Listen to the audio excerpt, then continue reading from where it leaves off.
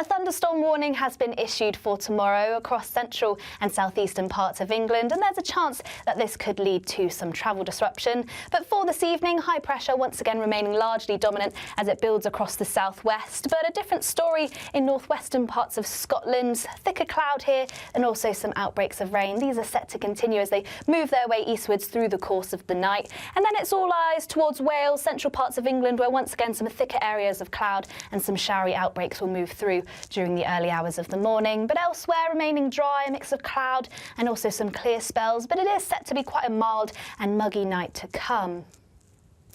During the first part of the morning, once again, there are still going to be some outbreaks of rain across parts of Scotland. It should be mostly light, but it's set to be quite persistent. That's away from Aberdeenshire, though. We could start to see some heavy outbreaks through the early hours. Across Northern Ireland, a chance we could see the odd shower, but elsewhere across northern parts of England, it should be a mostly dry and bright start to the day.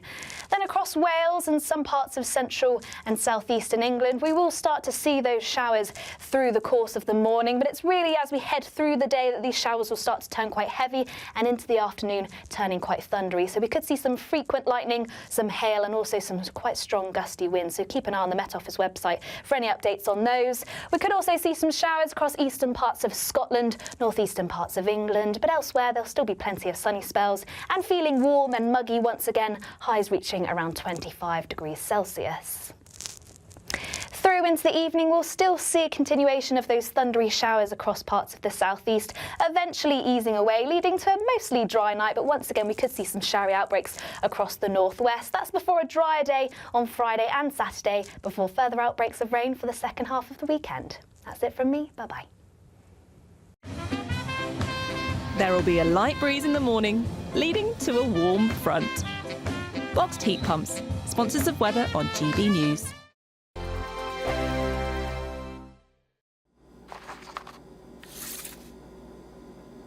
Crash Law 24 sponsors GB News Traffic and Travel Report. Good evening, this is the latest AI travel news from GBNews.com. Proceed with caution on the A720 westbound off slip at Calder due to a breakdown. Traffic diverts on the A4087 between Gasworks and Fishguard Square roundabouts for maintenance. In Wakefield, A1 northbound has a lane closed between A639 and M62 due to a breakdown. Surrey's M3 westbound between junctions 2 and 3 has 2 of 4 lanes closed due to an incident.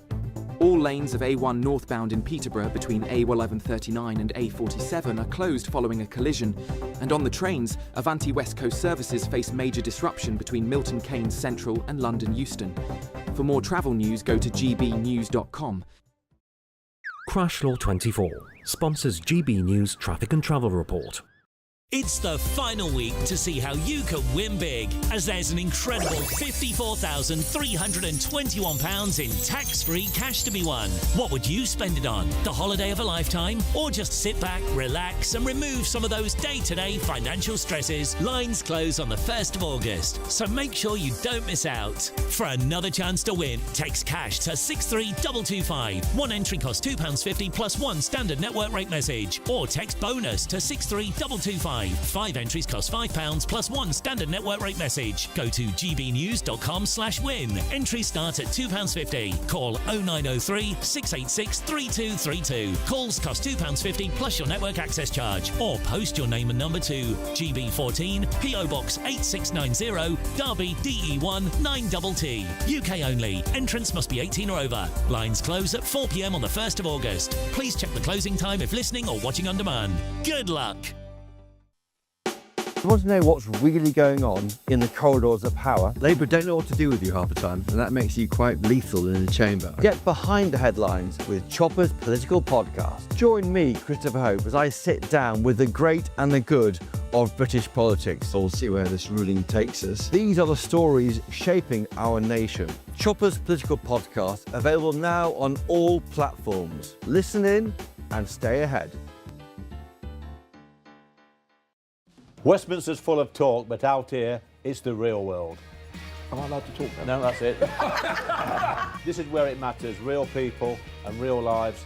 That's what politics is all about. The fact that Trump made a good start, no. Straight answers, no spin, and just a couple of pints. How many fingers have I got up? About 10. So join me for Lee Anderson's Real World every Friday at 7 p.m. only on GB News.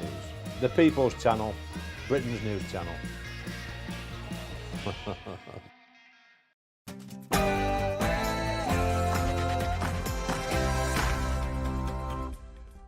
Hello there, it's 6 o'clock. I'm Michelle Dewberry, and this is Dewbs & Co. Coming up tonight, we've got an outcome in the Manchester airport trial. We shall take a look at that. And it has been ruled that there can be a legal bid to overturn the prescription of the group Palestine Action. What do you think to that? And speaking of Palestine, Netanyahu basically suggests that the UK might have jihadists at its door thanks to the plan by Keir Starmer to, what many are saying, reward Hamas by recognising the state of Palestine. What do we even say to that? And speaking of unbelievable things, the population of England and Wales has exploded by more than 700,000 people in 1 year, thanks to, you guessed it, migration. This is literally like us adding a city the size of Liverpool. I mean, it has almost now become beyond a joke.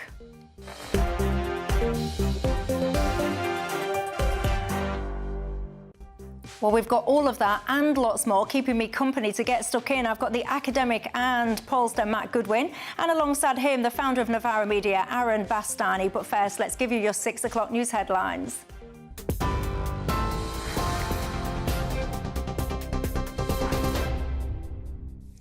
Good evening to you. Just after 6 o'clock, our headlines. Airlines across the UK are working to resume normal service after a technical issue caused major disruptions. Air traffic control provider NATS says the system's been restored, but delays are being reported across the country, including Manchester, Birmingham and Edinburgh. Gatwick previously reported all their departures had been grounded for a period of time, leaving thousands of travellers in limbo. British Airways says the vast majority of its flights have been affected. One of Ryanair's bosses has called for the resignation of the NATS chief, Martin Rolfe, over the issue. A student's been found guilty of assaulting 2 female police officers and a member of the public at Manchester Airport last summer. A jury at Liverpool Crown Court found Mohammed Fahir Amaz, seen here on the right, guilty of 3 counts of assault. They were unable to reach a verdict on 1 count of assault of another police officer involving Amaz and his brother, Mohammed Ahmad. There will now be a retrial on that charge. That's been welcomed by Greater Manchester Police. The chairman of its federation, Mike Peake, says it shows the worst side of what his officers are faced with. Palestine Action's been granted permission to challenge its ban by the UK government as a terror organisation. The High Court has ruled the Home Secretary's prescription of the group under anti-terror laws should be reviewed. Yvette Cooper last month banned the organisation after activists caused an estimated £7 million worth of damage to planes at RAF Bryce Norton. However, the group has since failed in its bid for a temporary pause of the ban until the challenge is heard at the High Court. A British brother and sister, aged 11 and 13, have drowned off the east coast of Spain. They were swimming off a beach in the town of Salo in Catalonia. Their father, who was also in the water, was rescued. Now, officials had originally reported that the children who died had both been boys. Hawaii, Japan and Russia have lifted all tsunami warnings after a massive earthquake triggered emergencies around the Pacific region. The 8.8 magnitude quake, the 6th strongest ever recorded, hit the Kamchatka Peninsula in the far east of Russia, leading to chaos on the roads, traffic jams and accidents reported. The Russian Pacific town of Severokurilsk reported tsunami waves of more than 3 metres high. And in Hawaii, the governor there signed an emergency declaration and caused for evacuations of some coastal areas. It led to those traffic jams. That's all been relaxed, although South American countries are bracing themselves for waves. And fans have been saying goodbye to Ozzy Osbourne today as his coffin proceeded through the streets of Birmingham. The cortege passed the Black Sabbath bench, where thousands have been paying tribute to the 76-year-old heavy metal legend. And members of Ozzy Osbourne's family were also there in attendance, laying flowers at the tribute before making their way to a private service. Those are your headlines. I'll be back with more at 7 o'clock. For the very latest GB News direct to your smartphone, sign up to News Alerts by scanning the QR code or go to gbnews.com/alerts.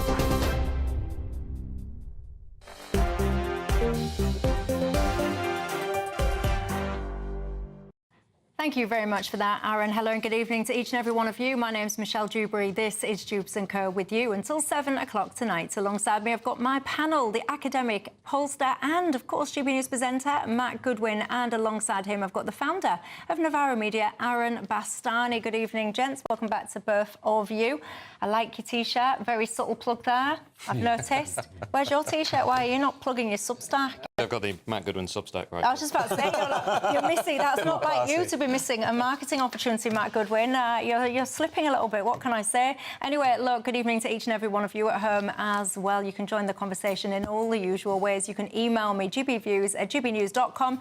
You can go to the website, gbnews.com/yoursay. Of course, you can tweet me, but we've been waiting with bated breath for this one, haven't we, ladies and gents? I speak, of course, about the situation in Manchester Airport, that assault. Well, it's reached somewhat of a conclusion today. Let's cross live to our reporter, Sophie Reaper, for the details. Hello, Sophie, what can you tell us? Well, Michelle, after around 10 hours in total of deliberation, the jury, as you say, has returned here at Liverpool Crown Court regarding that Manchester Airport trial. They came back in and they were asked by the judge presiding over the case, Justice Flewitt, if given more time, they'd be able to come to at least a majority verdict on all of the counts, to which the jury foreman said no, they wouldn't be able to. So the judge decided that, in fact, he would therefore hear the verdicts as they stood. So just to read those out for our viewers at home, on count 1, which was the assault by beating of Abdul Karim Ismail in a Starbucks cafe last July at Manchester Airport, the jury found Mohammed Ammars guilty. That was a unanimous decision, so all 11 jurors agreed on that. On count 2, which related to the alleged assault occasioning actual bodily harm of PC Zachary Marsden, the jury were actually unable to come to a verdict for either of the defendants, either of those brothers, Mohammed Ammars and Mohammed Ahmad. So we have heard since from the Crown Prosecution Service that there will be a retrial, or that they will be seeking a retrial, I should say, on that particular charge. On count 3, which was the assault occasioning actual bodily harm of PC Lydia Ward, the jury were able to come to a verdict on that, and they found Mohammed Ammars guilty unanimously.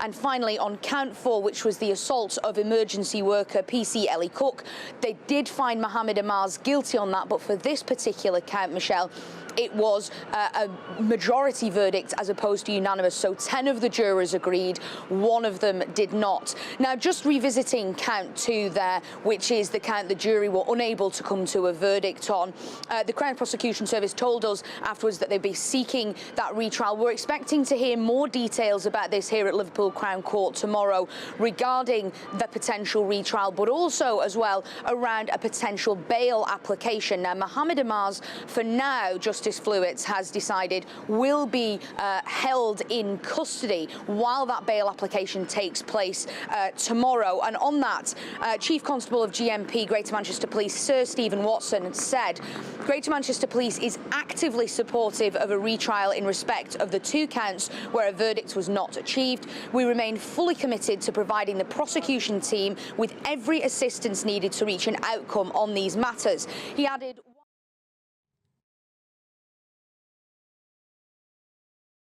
every week across Greater Manchester. Such attacks can never be justified. Our officers are decent people who routinely place themselves in harm's way to protect the public. They deserve our respect and our support. So, as I say, on count 2, that both brothers were facing the alleged assault of PC Zachary Marsden. Crown Prosecution Service will be seeking a retrial on that. So that is an active charge, or it's a live charge, I should say.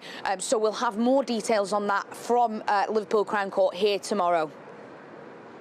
Reaper, thank you very much for bringing us up to speed with that. And my apologies for that slight interruption to that statement. That was, can't lie, someone pressed the wrong button, to be honest. But anyway, look, normally keen viewers to this programme would know that what we would normally do now is open this conversation up to the panel for conversations. But as Sophie was just mentioning there is now going to be essentially like a partial retrial when it comes to one of those counts. For that reason, comment is currently restricted due to contempt of court laws. So don't you worry. I know that many of you are chomping at the bit to converse about this particular case. We shall get there. Don't you worry about it. But for now, I shall respect the laws and I shall just leave it at that factual update and move on.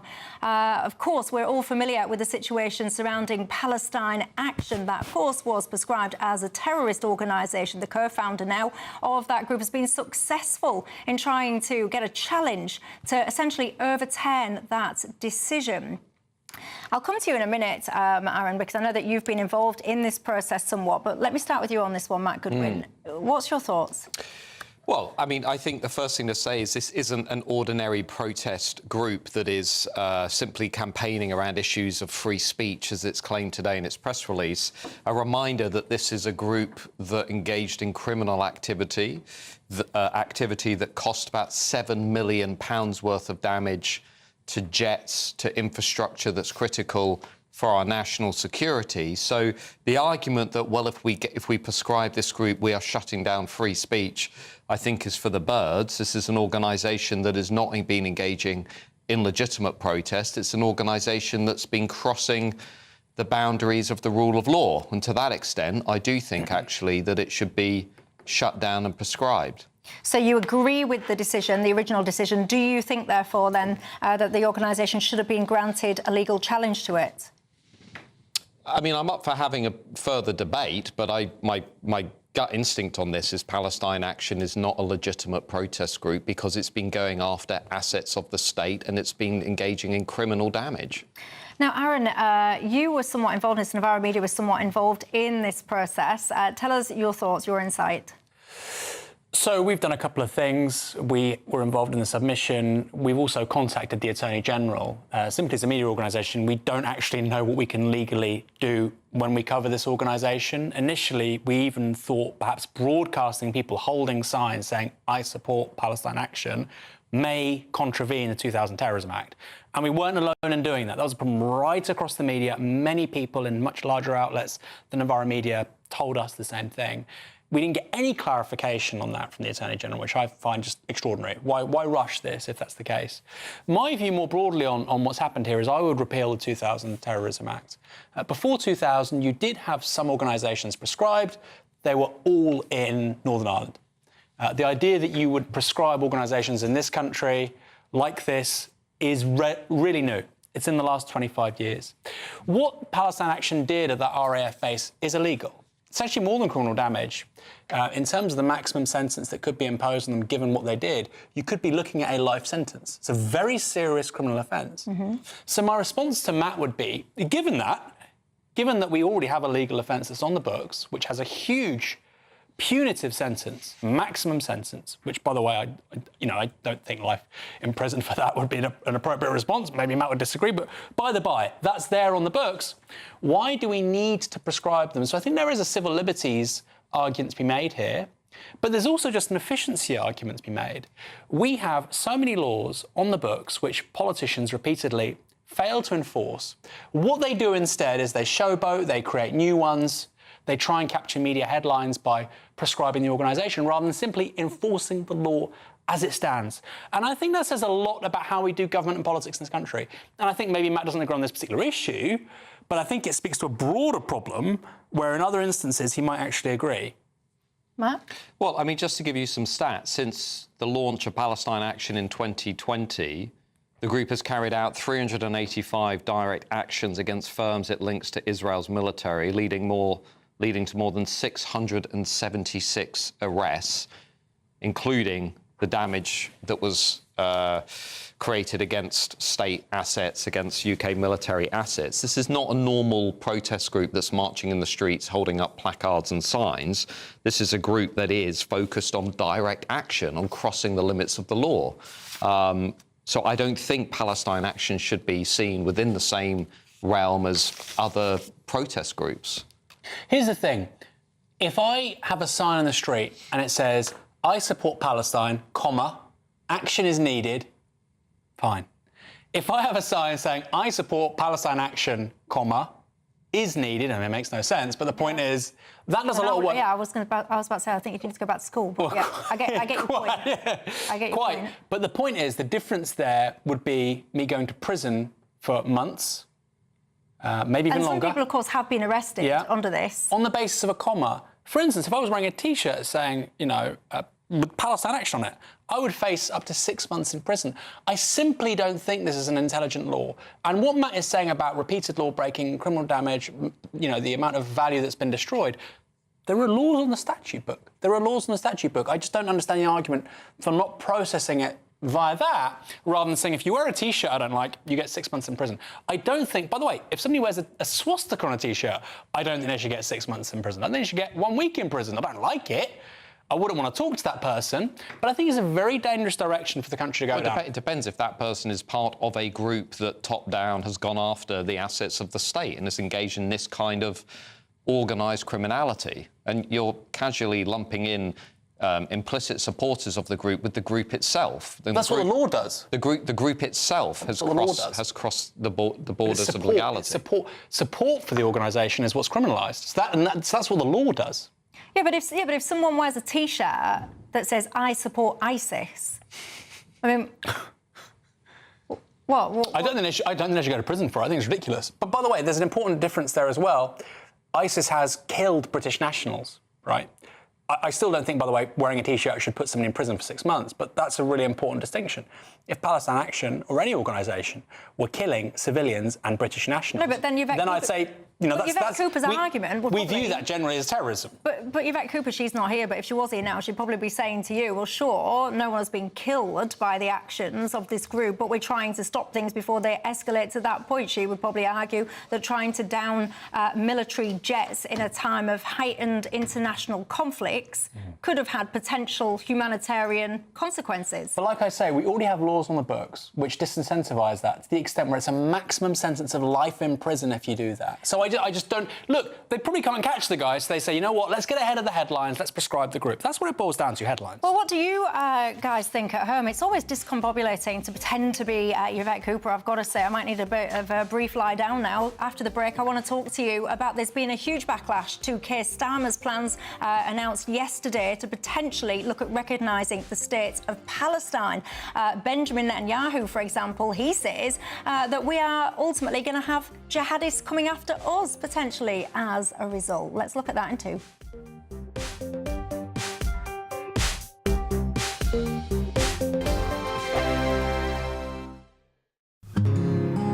This is our country, and we think it's amazing.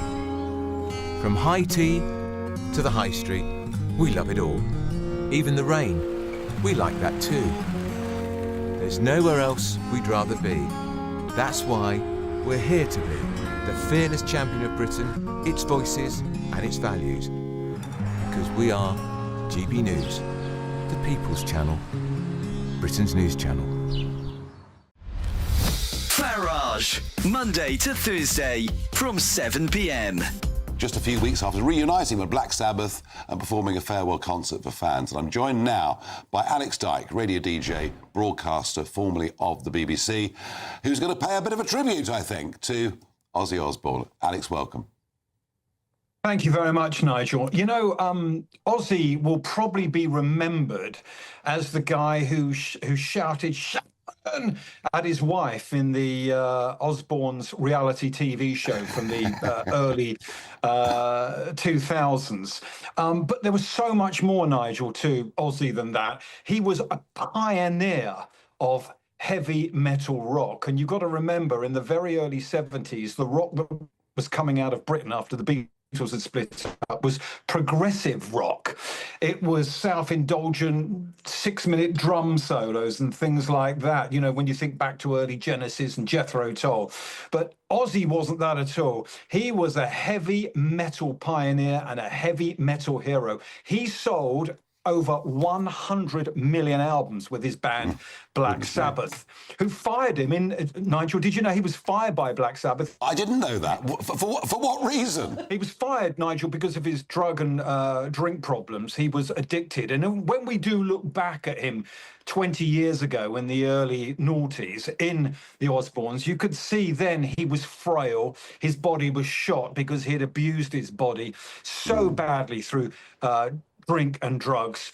But Sharon Osbourne, of course, his wife, was his second wife. She was his manager, and he married her in the early 80s. And he came back as a solo star with a brilliant first album called Blizzard of Oz. Ozzy was all about showbiz. GB News, the People's Channel. You've read the headlines, you've heard what those in power have to say. How about now we actually get to the truth? They would pay attention. We go beyond the political theatre and tell you what's really going on behind the scenes. For a massive council tax hike, one of the biggest in the UK. Others follow their lines, but we go off script. You sound like a broken record. You say that week after week. Cutting through the narratives and giving you unique perspectives. That's Ben Leo tonight, Saturdays and Sundays from 9 p.m. on GB News, Britain's news channel.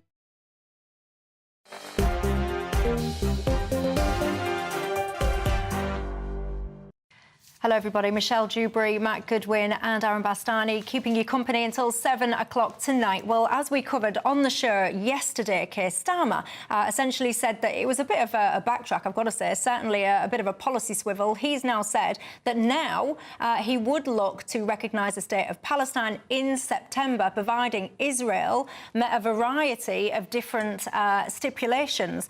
The Prime Minister of Israel has responded saying Starmer rewards Hamas's monstrous terrorism and punishes its victims. A jihadist state on Israel's border today will threaten Britain tomorrow. Appeasement towards jihadist terrorists always fails, and it will fail you too. It will not happen, he says. Matt Goodwin, there's been a huge backlash against Keir Starmer for what he did yesterday. Yeah, well, including from some of the former hostages who were held by Hamas. I just want to read two lines from one of those hostages. Emily Damari. Emily Damari. I'll put the tweet on the screen, actually, so people can read along. OK.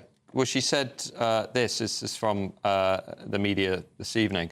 Prime Minister Keir Starmer is not standing on the right side of history. Had he been in power during World War II, would he have advocated recognition for Nazi control of occupied countries like Holland, France or Poland? This is not diplomacy, it is moral failure. Shame on you, Prime Minister.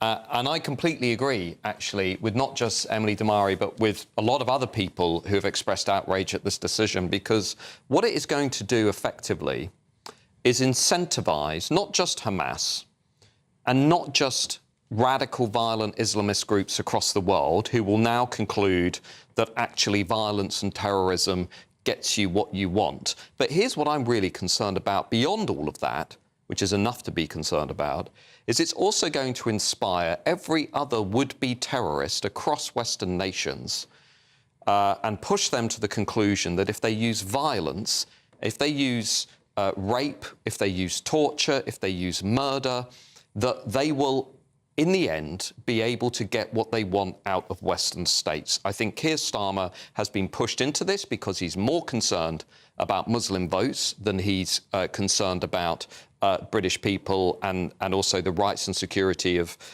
Israel and British Jews. And I think it is cold calculation on his part to reach this decision. I completely, firmly oppose it. Aaron? Everything Matthew's just said could have been said about the State of Israel in 1949 when we recognised it. If you look at 1947, there was the Sergeants' Affair, a very famous image, people can Google this at home, of two British sergeants who were hanged by the Irgun, a Zionist militia. One of their bodies was booby-trapped, and when they were cut down, another officer was quite badly injured. About 600 service personnel and police officers were killed in what was then called the Mandate of Palestine by Zionist militias, terrorist atrocities like the bombing of the King David Hotel. And that all happens between 45 and 48. And like I say, we recognised the State of Israel in 1949, legally. So everything Matt just said about how, well, if you recognise this state, it will be succour to terrorists, it will legitimise the kinds of tactics they adopt. The exact same thing could have been said about the State of Israel a lot in the 1940s. Since it could. It's literally It is literally, and you might say, well, we shouldn't have recognised the State of Israel. It is literally play for play the same. I think Keir Starmer's done the right thing for the wrong reason. I think it's absurd, whether or not you think Palestine should be a state, it's absurd to dangle this as a carrot in the middle of a negotiation to get a certain outcome. Either you think it should happen or you shouldn't. This is a very strange way to conduct geopolitics. And where I do agree with Matt is that he's done it not just because they're worried about losing votes. He's losing his backbenchers. 150 of his own backbenchers wanted the recognition of Palestine. After 1 year, Keir Starmer has lost complete control of his party. And I've never, ever seen an example of one state recognising another because of a loss of political control amongst their own party backbenchers.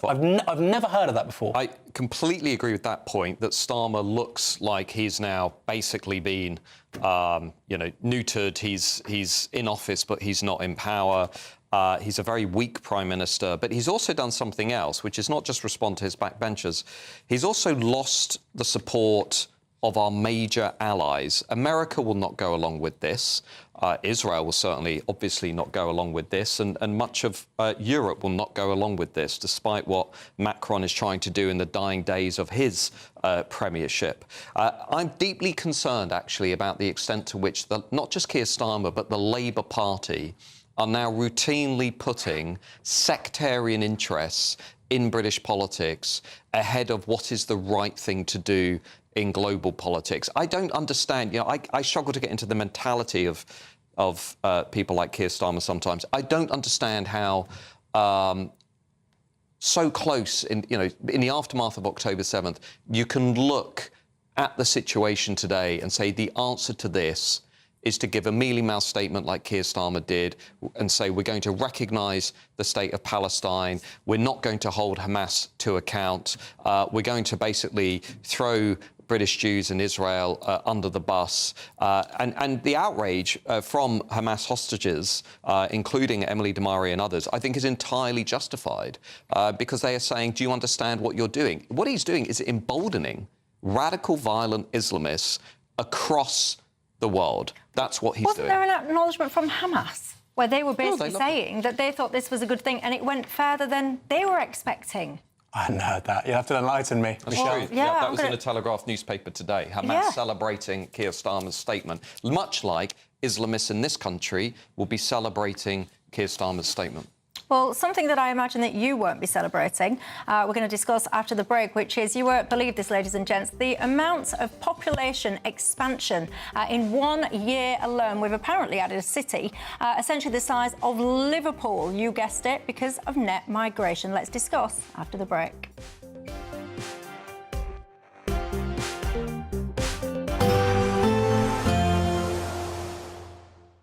Ready to soak up that holiday sunshine? Won't we need some cover? No worries. All sorted. All Clear Travel Insurance sponsors GB News Travel Destinations Forecast.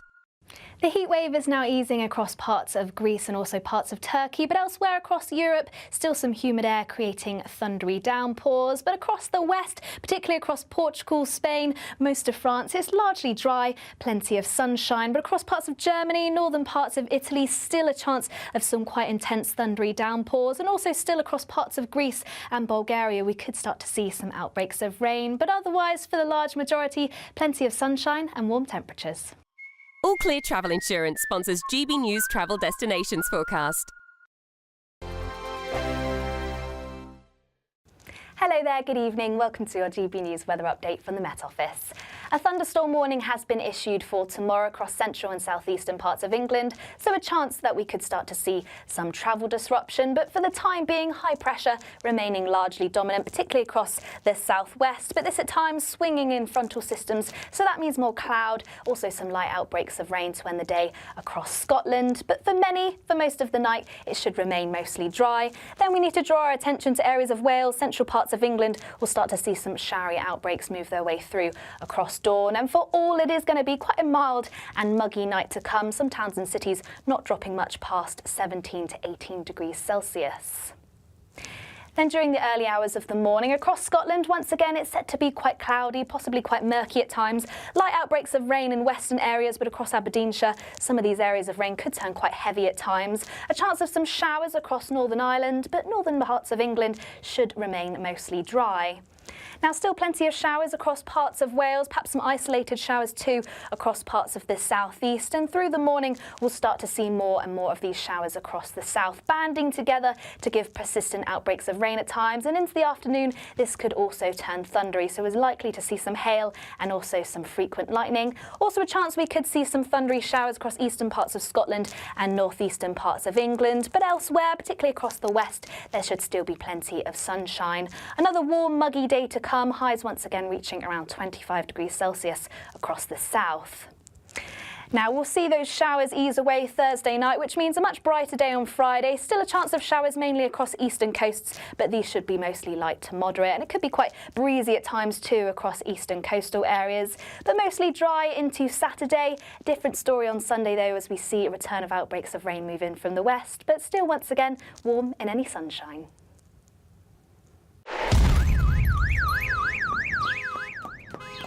Crash Law 24 sponsors GB News Traffic and Travel Report. Good evening, this is the latest AI travel news from gbnews.com. On the M8 eastbound at junction 21, lanes are blocked due to a broken down vehicle. Drivers in Derby should expect congestion on the A38 northbound, between the A50 and the junction with the A52, with 10-minute delays anticipated. In Staffordshire, motorists will face delays on the M6 southbound between junction 11 and junction 10A. Peterborough has an accident on the A1 northbound between the A1139 and the A47, closing all lanes. And on the trains, major disruption exists between Milton Keynes Central and London Euston. For more travel news, go to gbnews.com. Crash Law 24 sponsors GB News Traffic and Travel Report.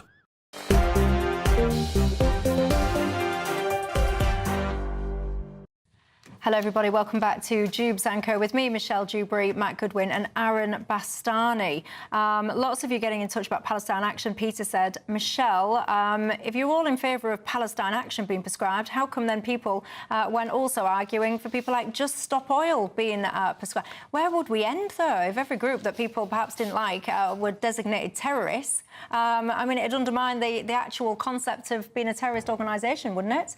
Palestine Action should be made to pay for every single bit of damage they have ever caused, says Catherine. Many people think that about many other terrorist, not terrorist organisations, but protest organisations as well. Look, let's talk, shall we, about migration. The population of England and Wales, get this everybody, it's expanded by more than 700,000 people in 1 year. Of course, you guessed it, because of net migration. That's not far off a city like Liverpool being added to the UK. Matt Goodwin, your thoughts? Yeah, I mean, this is a disaster. It's more evidence of our population explosion. I've written about this for much of the last 2 years. Just to put this in perspective, this annual increase in 1 year of 700,000, nearly a million, is the second highest figure on record since 1949, the highest being the year before this one. And it's not actually correct, Michelle, to say this is adding a city the size of Liverpool to the population While of you're England talking, and by the way, Wales I'm just going to demonstrate on the screen what you're reflecting. In 1 year. It's not right to see that big uptick on the right, that big surge. It's not right to say that's adding a city the size of Liverpool to England and Wales, because that city is entirely comprised of migrants. So mass immigration, this data shows, is now the only driver of our population. Prior to the 2000s, it had been what geographers call natural change. So the British, the English, the Welsh having children, and those children being more numerous than the people who are passing away. Today, this morning, we learned births in this country at the lowest level since 2002, among the lowest levels on record. So the only thing that is driving our population is mass immigration, to which the left say, well, we need more immigration. Wrong. What we need to do is end mass uncontrolled immigration, have a government that incentivises people to have more children, that talks about pro-family policy and says we do not want to live through the complete transformation, some might say replacement, of our nation through mass, uncontrolled immigration. It has to stop. Aaron? So one good data point, I mean, Matt's broadly right in terms of, there isn't growth coming from births, which is historically how this country's population increased. But we had slightly more births than we did deaths. You look at somewhere like China or Singapore or South Korea, that's the reverse. And it's a very bad place to be in, whether you have migration or not. I mean, if you have no migration, it's a really bad place to be in. So that's something. We're not in such a sticky situation like China, where just extraordinary. In some cities, about a third of child daycare centres have shut in the last couple of years. What Matt said also about needing bigger families is true. If you want migration in this country of, say, 100, 200,000 net a year, which I presume you do, let's say 100,000. Lower. But medium term. I mean, maybe you want 0 or even minus, but let's say you need 100,000. Let's just say that, okay? Broadly, which is, margin of error. It might be net minus 100,000 or plus 100,000. If you want to do that, you are going to have larger families. You're going to need to have a fertility rate of close to 2.1, which is replacement. Now, people might be saying, why? We want a smaller population because, of course, then you'll have more housing available. The parts of the country might feel less crowded, which is fine. If you want your population to fall, you want it to happen slowly. So you want to have a fertility rate of, say, 1.9, 1.8. You don't want to be like, I say, Singapore or Malta, where it's 0.8, because you get a very large group of elderly people who don't work, and you get a shrinking, comparatively speaking, group of people in the labour market who pay taxes to look after those elderly people. You don't want to be in that situation. So I think it's incumbent on people like Matt who want low migration, and he said it, if we're going to move away from that model, we need to have larger families. How do we get there? Goodwin. How do we get there? How do we get there? I don't think people watching this show understand how... They do understand this, but let me just underline how historic this is. In every year since 1997, every single year, there has been more immigration into these islands than there was in total between the Anglo-Saxon era in the 5th and 6th century and the start of World War II. Between the 500s and 600s and the Second World War, there has been more immigration in every single year since 1997 than there was over that entire period. This has never happened before. So when the left say, well, we were always a country of immigration, wrong. We've never done that. So the question then is, how do you fix it? Immediate freeze on mass uncontrolled immigration. How do you engineer a pro-family policy? I'll give you 2 ideas. 1, you start going completely overboard with the number of tax incentives and monetary incentives that people have to have more kids, and you make that, I'm going to really say something controversial, you make that exclusive to the British population. If you're not British, you don't get those benefits. What does that mean? It means that if you are, let's say, part of the non-British community in this country that is claiming £12 billion of welfare paid for by the people watching this show, you're not going to get the tax incentives that I'm about to say. Let's say, for example, I'm not trying to 0%. Just to clarify. So if somebody's half Jamaican, born here, half white, half Jamaican, I presume you mean they're British? If somebody has a British passport... then these tax incentives can be open to them, OK? But what I'm not interested in are people who have been in this country for 2 minutes. What I'm saying is, let's think about 0% mortgages for people who have 3 or more kids. Let's do what Hungary does.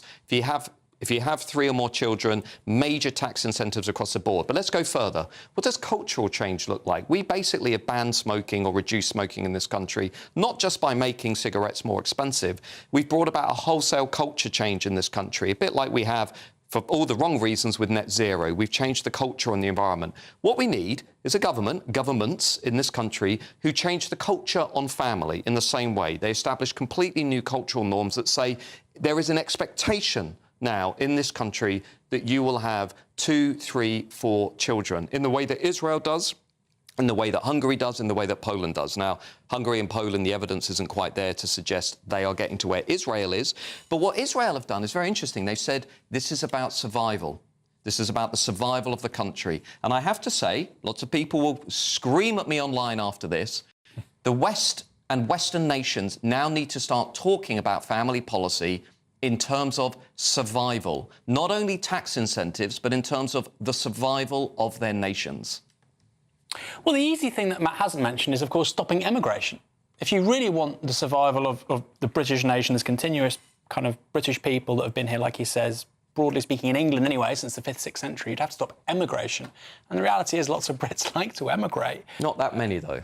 Last year, 50,000. I think even today, you know, I don't know the precise numbers, but I think speaking right now, I think there's about 5 or 6 million people worldwide who are UK-born who are living elsewhere, many doing very well for themselves. There's lots of conversations about younger people as well. Yeah. And why do they want to leave?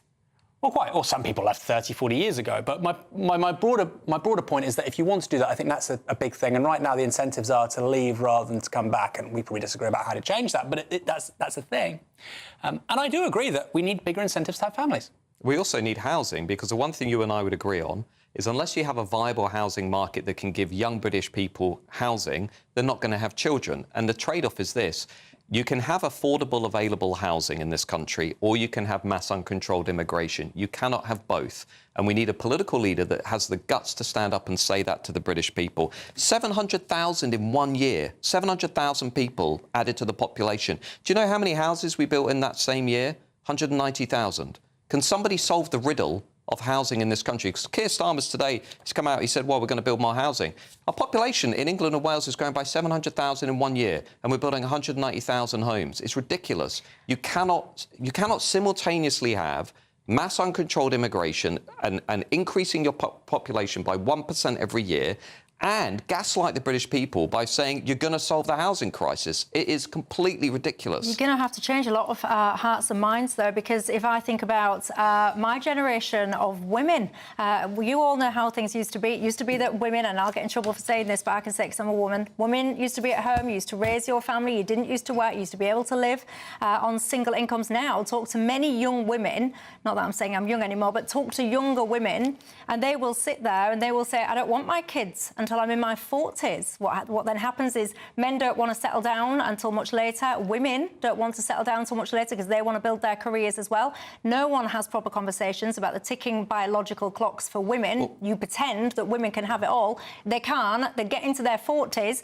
If they're lucky, they have one child. Then they sit there and realise this myth that they've been told that they can have it all. Guess what? No, they can't, because their eggs are absolutely no good. You won't even scramble them, quite frankly. And we don't tell women the truth about that. But just briefly, take education as an example. Why do we not teach children through primary and secondary school about the biological reality of children in a serious way? We teach them not to smoke. We teach them about net zero. We teach them about how racist our countries are. We do not actually explain in detail the biological reality of having children. There are, you know, when people throw their arms up, they say we can't encourage people to have more kids. It's worse than that. We can do so much. We teach how to prevent having children. So what we actually teach in sex education, and I do confess it's been quite a while since I was having those kind of lessons, but we teach things like contraception, all those kind of things. So actually we would proactively be teaching younger people how to prevent having babies. But anyway, look, we could continue this conversation all night long, but for time reasons, I must go to a break. We shall see you in a few minutes. Welcome back to Britain's Newsroom with Andrew and Beth. Hello everyone, Patrick Christie's here. I'm Michelle Dewberry. Britain's News Channel. Access the stories that matter to you. Take the GB News family with you on any device. And as long as you have an internet connection, tune in to GB News anywhere on the planet or beyond. GB News, the People's Channel, Britain's news channel. Britain was once the envy of the world. But look around. A nation that no longer knows what it is or where it's going. A country that's broken. How do we fix Britain? How do we bring it back? Friday night with Matt Goodwin at 8 p.m. Only on GB News. Mornings don't have to be tiresome, especially if you have the right company.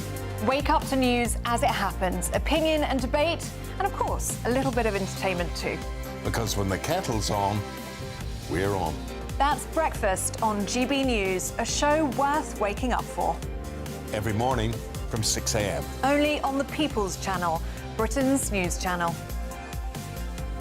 We'll spread the news, you spread the word. This is Britain's Newsroom, where your voice matters. It's just astonishing. With expert analysis and honest opinion, we don't just keep you informed. We bring you unique perspectives you won't see anywhere else. Can't argue with any of that. When the news happens, it happens here. On Britain's Newsroom, weekdays from 9:30 a.m. Only on GB News. Westminster's full of talk, but out here, it's the real world. Am I allowed to talk then? No, that's it. This is where it matters, real people and real lives.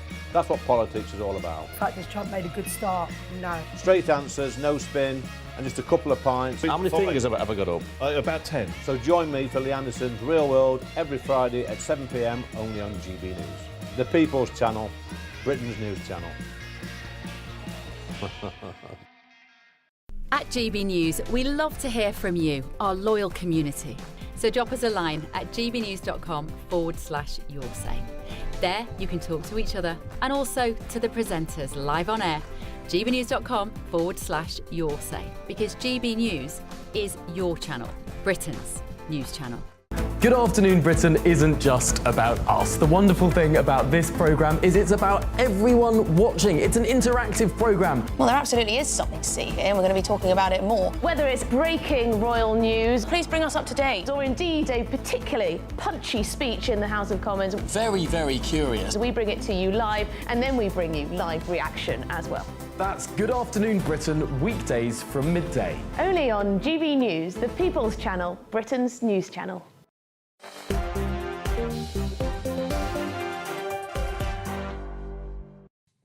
Hello everybody, welcome back to Dewbs & Co with me, Michelle Dewberry, Matt Goodwin and Aaron Bastani. I've got to say, I don't know about you guys at home, I really enjoyed that last conversation, if I say so myself, this whole notion of how do you encourage people to have more children. Is it financial? Is it more culturally? It's not just about women and biological clocks, men.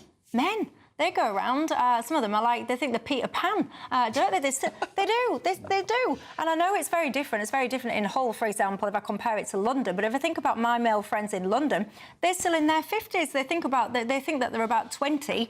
They don't want to settle down and have children. So there's a lot of hearts and minds that need to be reprogrammed, ladies and gents. Steve says British people are not having children because they're taxed so high. Fix that and you will fix the population situation. One of my other viewers says there is so many people coming into the country now, and that was just a one-year window. How on earth will our population look like in a few years to come? Janet says, Michelle, our infrastructure can't cope with all of these additional people coming in, and that doesn't look like it's going to be sorted any time soon. Maria says it's about things like nursery, Michelle. Make it more affordable. But if you did tax incentives, which is the point Matt was making, mums or dads wouldn't need to go to work potentially and use nurseries. You could afford to stay at home.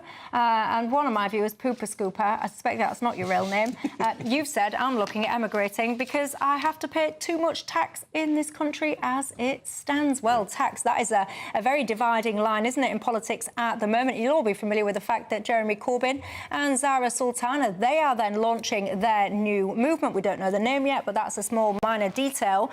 I found this very interesting, what this new party potentially will do to the political landscape. Matt, your thoughts? So the first thing is, I think obviously Corbyn is not to be underestimated, but I think this reflects the fragmentation of British politics that we've seen over the last 5-10 years. More parties trying to compete in a two-party system. So we've got a more fragmented political landscape with more parties. We've got more volatility, which is more voters going from one party to another. But here's the interesting thing for me. You know, many people on the left celebrating the return of Jeremy Corbyn in British politics. Another group of people celebrating Nigel Farage and reform, because what this is going to do, it's going to prise open that Labour electorate. So you're going to see this, I would say, radical left party eating into the Labour vote, especially in Muslim areas, especially in student areas, especially in some of the big cities. But at the same time, Farage and reform are going to eat into that Labour vote across the Red Wall, the industrial north, Wales, parts of the east coast of England. I'm not entirely sure, actually, what's going to end up left of the current Starmerite, more liberal, centrist Labour Party, because their ratings are through the floor. Only 12% approve of the current Labour government, according to the latest polling. It is one of the most unpopular governments in British political history. And I think, actually, where I might agree with Aaron, depending on what he says, I think Corbyn will do enormous damage to the Labour vote in the current context, but so will Nigel Farage. Aaron?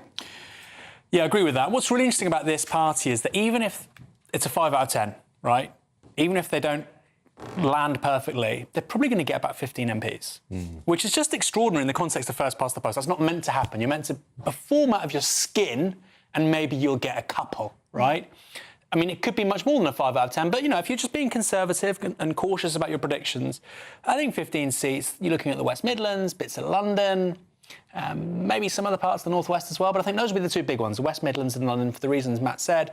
Demographics, but also young people, I think will be huge, particularly university places, and young graduates. I think that's going to be critical. On the point about Labour, there are polls out there, and this is the thing that people need to focus on, right? There are polls out there putting Labour third in Scotland and Wales. Reform are either first or second in Wales right now with Plaid. And in Scotland, they're not first, but they're often second, and they're outperforming both the Tories and the Labour Party. For the Labour Party to be losing in the Red Wall, in Scotland, in Wales, in London, in the West Midlands, you do have to start asking, well, where are they going to do well? They're not going to keep those Lib Demi seats in the south of England they picked up, places like Poole and Bournemouth and bits of Cornwall. So where are they going to be? And I think, look, we're 4 years away, right? This is what the TV's all about. People make daft, hyperbolic predictions 4 years out from a general election. I think it's quite possible that the two big parties at the next general election get less than 100 seats between them, which is just insane. I don't think that's likely, but it's highly possible. There is another downside to this Corbyn party that I just want everybody to take note of and register, where you and I may depart, Aaron. I agree with everything you've just said. But this vehicle will also mainstream and embed and arguably legitimise Muslim sectarian politics in this country, because Corbyn will not be winning those seats simply because he's opposing Keir Starmer and advocating a wealth tax. He's going to win some of those 15, maybe more seats, actually. I think you're lowballing it. I think they could win more than 15 because he is whipping up and mobilising Muslim sectarianism in this country. And I think the flip side of this will not just be the complete demolition of the current two-party system that has governed this country since the 1920s, and I agree that could happen, but will also be the mainstreaming of a much darker, tribal, sectarian politics in this country. I think if Matt thinks that, surely it's good that it's out in the open. Surely it's good if you have a party which is building on a certain demographic and, like, you presumably think they would be enthralled to a certain demographic. Surely it's good for a representative of that party to be on Question Time alongside somebody from Reform and the Labour Party and the Tories, and to be challenged. What we have right now with our two-party system, well, it's already broken, but let's just pretend it's still 2017. What we have now with our two-party system is basically politicians constantly lying by design. They're in parties with other people they hate. They want completely different things. They have to pretend to their voters that they want things they don't really want because they're such big umbrellas. I think break it apart. And I think British politics will be much, much better for having a successful party that's on the right, outside the Tories, and that's on the left and outside Labour. I think having a 6-7 party system might not last forever. We might then get PR, or it might then contract again. I think that would be a really profound opening of the debate in this country. I was just about to wonder out loud whether or not you think we'll see us with PR anytime soon. Well, we've already seen the rise of alternative election systems in, Scotland, Wales and so on. I would personally oppose PR. I know that some people within Reform support it. I think if you look at the evidence on PR, over the longer term, it delivers more left-wing governments than Conservative governments. And I think it's very easy to see this country being governed by a sort of hodgepodge of, the Greens, Corbyn, what's left of the Labour Party, with some of the Welsh Scottish nationalists. I don't think that would be a great outcome for this country. We have the Westminster model, which is designed to deliver big majority governments that can get things done. Whether you agree with them, whether you disagree with them, that is the Westminster model. That is the foundation of our system. Strong, unitary government running the country from the centre. I think PR, and, look at Belgium, look at the Netherlands, cannot form governments in some cases for more than a year. I don't think, within the context of an economy that isn't working, a social contract that's not working, I think the last thing this country needs, my personal view, is ongoing political fragmentation, bargaining, compromise. I just don't think that's what we need right now. Bernard has got in touch and said, Michelle, you're all overlooking the fact that Corbyn failed when he tried to succeed. Yeah, but Bernard, I've got to say, I think a huge amount has changed in the political landscape right now, and that's just as things stand currently. I dread to think what on earth might be happening over the coming years, but I think actually to dismiss Jeremy Corbyn because he hasn't been presently successful, I think that's a bit of a fool's error, if you don't mind me being so bold. But anyway, look, so many of you getting in touch. Lots of name suggestions for the parties as well. Many of them. I can't repeat them, by the way. But anyway, you can apply, I think, somewhere to suggest new names. New Labour. That was one that I heard. I think it was Zara Sultana suggested. So not very creative, is it?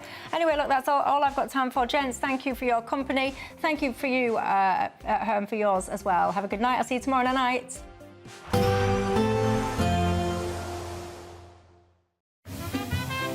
Heavy showers first thing will be followed by a warm, cosy day. Boxed boilers, sponsors of weather on GB News. Hello there, good evening. Welcome to your GB News weather update from the Met Office. A thunderstorm warning has been issued for tomorrow across central and southeastern parts of England, so a chance that we could start to see some travel disruption. But for the time being, high pressure remaining largely dominant, particularly across the southwest. But this at times swinging in frontal systems, so that means more cloud, also some light outbreaks of rain to end the day across Scotland. But for most of the night, it should remain mostly dry. Then we need to draw our attention to areas of Wales, central parts of England. We'll start to see some showery outbreaks move their way through across dawn, and for all it is going to be quite a mild and muggy night to come. Some towns and cities not dropping much past 17 to 18 degrees Celsius. Then during the early hours of the morning across Scotland, once again it's set to be quite cloudy, possibly quite murky at times. Light outbreaks of rain in western areas, but across Aberdeenshire some of these areas of rain could turn quite heavy at times. A chance of some showers across Northern Ireland, but northern parts of England should remain mostly dry. Now, still plenty of showers across parts of Wales, perhaps some isolated showers too across parts of the southeast. And through the morning, we'll start to see more and more of these showers across the south, banding together to give persistent outbreaks of rain at times. And into the afternoon, this could also turn thundery, so we're likely to see some hail and also some frequent lightning. Also a chance we could see some thundery showers across eastern parts of Scotland and northeastern parts of England. But elsewhere, particularly across the west, there should still be plenty of sunshine. Another warm, muggy day to come, highs once again reaching around 25 degrees Celsius across the south.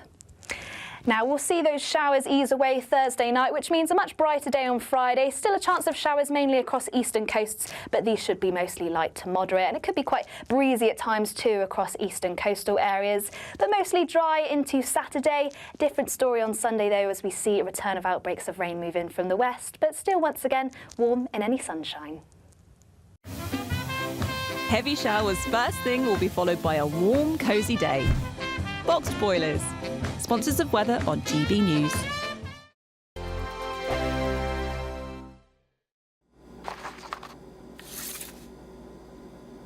Crash Law 24 sponsors GB News Traffic and Travel Report. Good evening, this is the latest AI travel news from GBNews.com. The A9 at Calvine faces restrictions due to a collision. Drivers should be cautious. The A487 from Gasworks roundabout to Fishguard Square. Roundabout is closed for maintenance with diversions. In South